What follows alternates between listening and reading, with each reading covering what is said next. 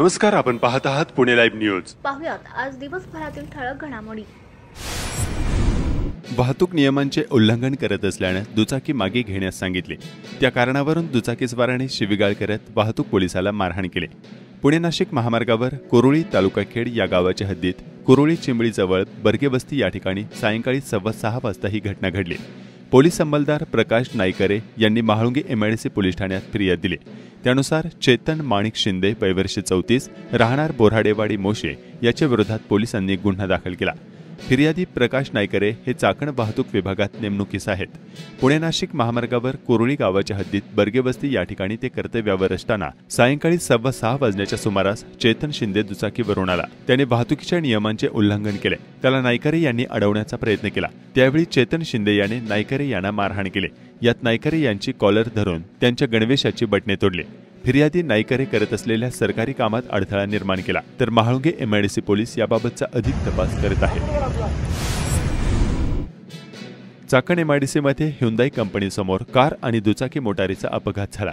यामध्ये दुचाकीस्वार गंभीर जखमी झाला असून त्याच्यावर चाकणमधील एका रुग्णालयात उपचार सुरू आहेत। चाकण एमआयडीसीमध्ये मागील काही दिवसांत अपघाताच्या घटना वाढल्या आहेत। खेड आळंदी विधानसभा निवडणुकीमध्ये नोटावर अर्थात वरीलपैकी कोणताही उमेदवार नको या पर्यायासाठी तब्बल 1692 जणांनी मतदान केले। विशेष म्हणजे याच मतदारसंघात राष्ट्रवादी अजित पवार गटाचे दिलीप मोहिते आणि शिवसेना ठाकरे गटाचे बाबाजी काळे यांच्यामध्ये अत्यंत चुरशीची लढत झाली होती। खेड आळंदीमध्ये 1692 जणांनी नोटाला पसंती दिली। खेड आळंदीमध्ये 13 उमेदवार निवडणूक रिंगणात होते। प्रत्यक्षात या ठिकाणी दिलीप मोहिते व बाबाजी काळे यांच्यात तुरंगी लढत झाली। बाकीच्या 11 जणांचे डिपॉझिट देखील जप्त झाले। खेड आळंदी विधानसभा मतदारसंघात 2 तुल्यबळ उमेदवारांमुळे दुरंगी लढत झाली। राष्ट्रवादी काँग्रेस अजित पवार गटाचे आमदार दिलीप मोहिते यांचा शिवसेना ठाकरे गटाचे बाबाजी काळे यांनी दारुण पराभव केला। शिवसेना उद्धव बाळासाहेब ठाकरे पक्षाचे अधिकृत उमेदवार बाबाजी काळे यांचा सुमारे 51,743 मतांनी बाबाजी काळे यांचा दणदणीत विजय झाला। बाबाजी काळे यांना 1,50,152 एवढी मते मिळाली, तर राष्ट्रवादी काँग्रेस पक्षाचे दिलीप मोहिते पाटील यांना 98,409 इतकी मते मिळाली।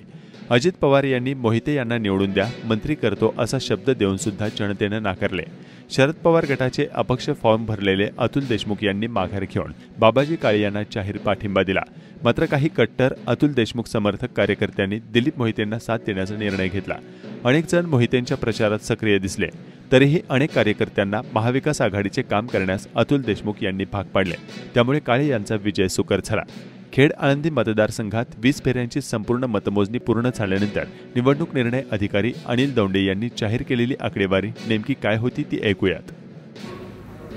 मोजलेली मते ईव्हीएमद्वारे व पोस्टल बॅलेटद्वारे टोटल 20 फेऱ्या आणि 21वी पोस्टल बॅलेटची फेरी असं मिळून सर्व फेऱ्यांची मिळून उमेदवार न्याय मिळालेली मते मी जाहीर करत आहे।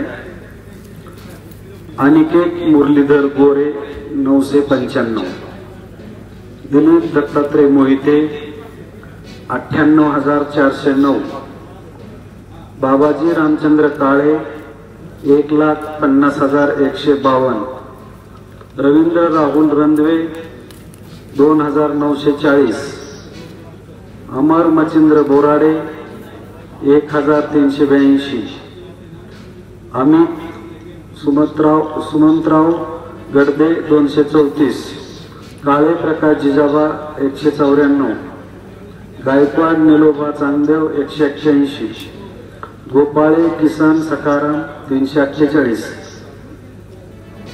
बनसोडे सागर गंगाराम 213, शिंदे भूदेव कानू 491, साहेबराव नारायण जाधव 1,618, सुनील विठ्ठल पवार 553, नोटा 1,692।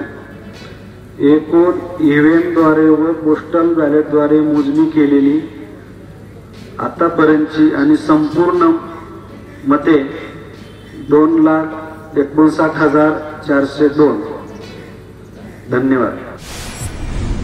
राष्ट्रवादी काँग्रेस पक्षाच्या फुटीनंतर शरद पवार यांच्या सोबत राहून महायुतीच्या विरोधात अनेक सभा घेत रान पेटवणाऱ्या आणि महाविकास आघाडीचे स्टार प्रचारक असलेल्या खासदार डॉक्टर अमोल कोल्हे यांच्या लोकसभा मतदारसंघामध्ये महाविकास आघाडीचे सर्व उमेदवार पराभूत झाले. केवळ खेड आळंदी मतदारसंघात यात अपवाद ठरलाय. खेड आळंदीतील महाविकास आघाडीतील उबाटा गटाचे बाबाजी काळे यांनाच भरघोस मतांनी विजयश्री खेचून आणण्यात यश आले आहे. महाराष्ट्रामध्ये वेगवेगळ्या पक्षामध्ये शिवसेना आणि राष्ट्रवादीमध्ये 2 गट पडल्यानंतर राष्ट्रवादी काँग्रेसच्या शरद पवार यांच्यासोबत राहिलेले खासदार डॉक्टर अमोल कोल्हे यांनी महाविकास आघाडीची बाजू नेहमी मांडत राहिले. लोकसभा निवडणुकीदरम्यान फक्त शिरूर हवेलीचे आमदार अशोक पवार सोबत असताना 5 ठिकाणचे आमदार विरोधात असताना त्यांनी मोठी लढत देत पुन्हा खासदारकी खेचून आणली. विधानसभेचे निकाल जाहीर झाल्यानंतर खासदार डॉक्टर कोल्हे यांच्या लोकसभा मतदारसंघात हडपसर येथे राष्ट्रवादी काँग्रेस अजित पवार गटाचे चेतन तुपे, जुन्नर येथे अपक्ष शरद सोनवणे, भोसरी येथे भाजपाचे महेश लांडगे, शिरूर हवेली येथे राष्ट्रवादी काँग्रेस अजित पवार गटाचे माऊली कटके, आंबेगावमध्ये राष्ट्रवादी काँग्रेस अजित पवार गटाचे दिलीप वळसे पाटील विजयी झाले असून फक्त खेड आळंदीमध्ये शिवसेना उद्धव बाळासाहेब ठाकरे गटाचे बाबाजी काळे विजयी झाले असल्याने डॉक्टर अमोल कोल्हे यांच्या मतदारसंघातील खेड आळंदी वगळता सर्व जागा पराभूत झाल्याचे दिसून आले आहे. खेड आळंदी विधानसभा मतदारसंघाचे नवनिर्वाचित आमदार बाबाजी काळे विजयानंतर प्रथमच पोहोचले मातोश्रीवर. सोमवारी 25 नोव्हेंबर 2024 रोजी शिवसेना पक्षाच्या नवनिर्वाचित आमदारांना मातोश्रीवर निमंत्रित करण्यात आले होते. त्या अनुषंगाने खेड आळंदी विधानसभा मतदारसंघाचे नवनिर्वाचित आमदार बाबाजी काळे मातोश्रीवर पोहोचले आहे. मातोश्रीवर गेल्यावर पक्षप्रमुख माजी मुख्यमंत्री उद्धव ठाकरे यांनी बाबाजी काळे यांचे 51,000च्या मताधिक्याने विजय मिळवल्याने कौतुक केले. विधान परिषदेचे विरोधी पक्षनेते अंबादास दानवे, सचिन अहिर, अरविंद सावंत, भास्कर जाधव आणि अनिल देसाई या नेत्यांनी देखील आमदार बाबाजी काळे यांचे कौतुक केले. बाबाजी काळे विधान भवनाच्या पहिल्या पायरीवर नतमस्तक. निवडणूक काळात पुणे जिल्ह्यातील सर्वाधिक चर्चेत राहिलेला मतदारसंघ हा खेड आळंदी विधानसभा मतदारसंघ होता. 3 वेळा आमदार राहिलेले दिलीप मोहिते यांचा शिवसेनेच्या बाबाजी काळे यांनी दारुण पराभव केला. त्यानंतर बाबाजी काळे यांनी आज उद्धव ठाकरे यांची भेट घेतली. त्यानंतर माजी मंत्री आदित्य ठाकरे यांच्या समवेत विधान भवनात जाऊन पहिल्या पायरीवर नतमस्तक झाले. यावेळी खेड तालुका प्रमुख रामदास धनवटे, विजया शिंदे, उर्मिला सांडभोर, सुभाष मांडेकर, किरण गवारे आदी प्रमुख पदाधिकारी व शिवसैनिक उपस्थित होते.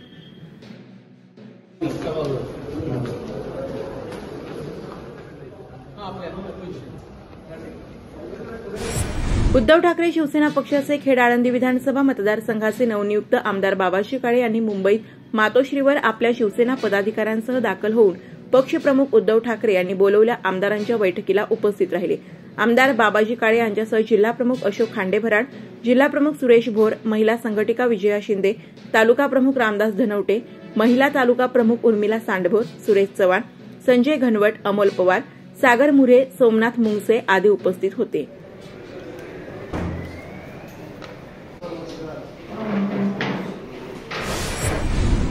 माऊली नामाचा जयघोष करत आलेल्या वारकऱ्यांची पावले माऊलींच्या संजीवन समाधी दिन सोहळ्यासाठी गेल्या 4 दिवसांपासून विसावली आहेत. शहरात सर्वच रस्त्यांवर वारकऱ्यांचा उत्साह आणि हरिनामाच्या गजराने आळंदी दुमदुमून गेली. प्रशासनातील अधिकारी येथील व्यवस्था पाहणी करत आहेत. मंगळवारी दिनांक 26 नोव्हेंबर रोजी कार्तिक एकादशीचा मुख्य कार्यक्रम आहे. माऊलींच्या संजीवन समाधीवर मध्यरात्रीपासून पहाटपूजेची तयारी सुरू झाली.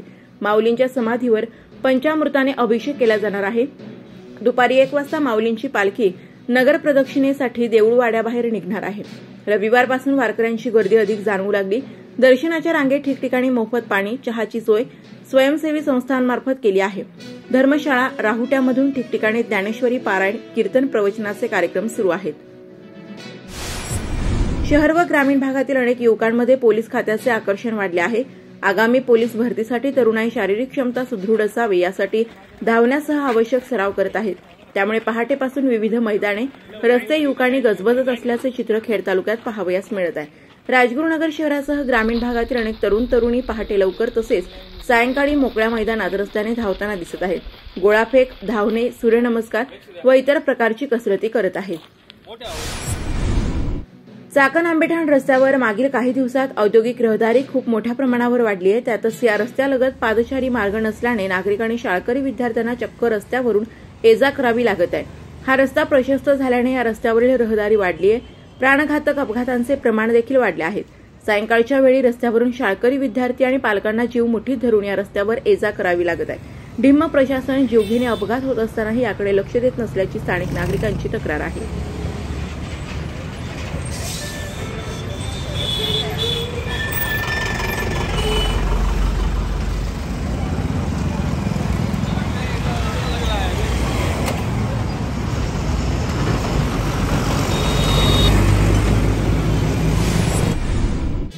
कार्तिकी एकादशी व संतश्रेष्ठ श्री ज्ञानेश्वर महाराज यांच्या संजीवन समाधी सोहळ्यानिमित्त PMPMLच्या सेवा मार्गस्थ झालेल्या आहेत। 29 नोव्हेंबरपर्यंत यासाठी महामंडळाच्या 343 बस सोडण्यात येणार आहेत। यापैकी 229 जादा बसेस या मार्गावर असणार आहेत।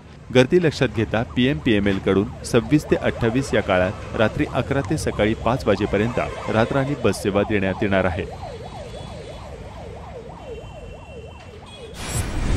पुस्तक मैत्री बुक गॅलरी राजगुरुनगर आयोजित लेखक आपल्या भेटीला या उपक्रमांतर्गत महिलांच्या आत्मसन्मानासाठी आणि सक्षमीकरणासाठी सतत कार्यरत असणाऱ्या लेखिका उषा मजिठिया यांनी त्यांच्या आत्मभान एक दीपगृह या पुस्तकाच्या आधारे मार्गदर्शन केले। या कार्यक्रमाचे आयोजन पुस्तक मैत्री बुक गॅलरीच्या संचालिका सौ मयुरी भवारी यांनी केले होते।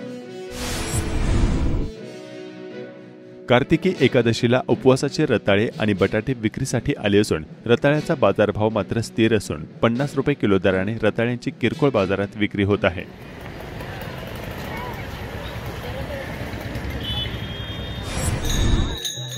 राजगुरुनगर शहरातील पडाळवाडी या ठिकाणी विठ्ठल रुक्मिणी मंदिरात 16 नोव्हेंबरपासून सुरू झालेल्या अखंड हरिनाम सप्ताहाची सांगता हरिभक्त परायण माऊली महाराज करंजीकर यांच्या काल्याच्या कीर्तनाने झाली।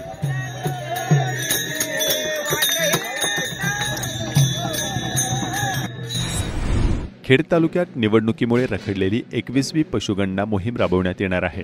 पशुपालक शेतकऱ्यांनी येणाऱ्या पशुवैद्यकीय प्रगणकांना सर्व माहिती देण्याबरोबरच जनावरांना बिल्ले टॅपिंग करण्याचे आवाहन तालुका पशुसंवर्धन अधिकारी डॉक्टर योगेश शेळके आणि पशुसंवर्धन सहाय्यक आयुक्त डॉक्टर प्रशांत पोखरकर यांनी केले आहे। तेजज्ञान फाउंडेशन या संस्थेला 25 वर्षे पूर्ण झाल्यानिमित्त चाकण शहरात ध्यानाबद्दल जनजागृती करण्यात आली। तेजज्ञान फाउंडेशनच्या 25व्या रजत महोत्सवानिमित्त आज आम्हाला इथं कार्यक्रमासाठी आमंत्रित करण्यात आलं। कार्यक्रमाला उपस्थित राहताना खरोखरच एक मनाला शांती मिळावं असं एक काहीतरी आम्हाला इथं अनुभवण्यास मिळालेलं आहे।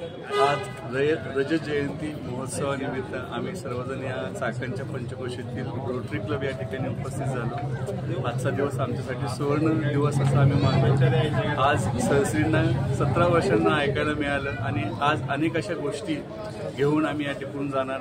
आज हॅपी थॉट्सच्या 25 वर्ष पूर्ण झाले। या कार्यक्रमाच्या निमित्ताने मला इथे येता आलं। जगातली अशी एक वेगळी संस्था की ज्या संस्थेनं गरज ओळखली की बदलत्या युगासोबत बदलत्या समस्यांबरोबर जे काही लोकांचं मानसिक आनंद जो आहे तो टिकवण्यासाठी कुणीतरी काम करणं गरजेचं होतं आणि अशी गरज निर्माण झाली। त्याच वेळेला हॅपी थॉट्सने ती जागा भरून काढली आणि आज जगामध्ये लोकांना आनंद कसा मिळेल यासाठी ही संस्था कार्य करत आहे। हे खरंच खूप पुण्याचं काम आहे। असंच काम या संस्थेचं पुढे वाढत जावं, वृद्धंगित होत जावं आणि या संस्थेचा शतकोत्तर विस्तार होत जावं एवढीच अपेक्षा आहे। नमस्कार, आपण पाहत आहात पुणे लाईव्ह न्यूज।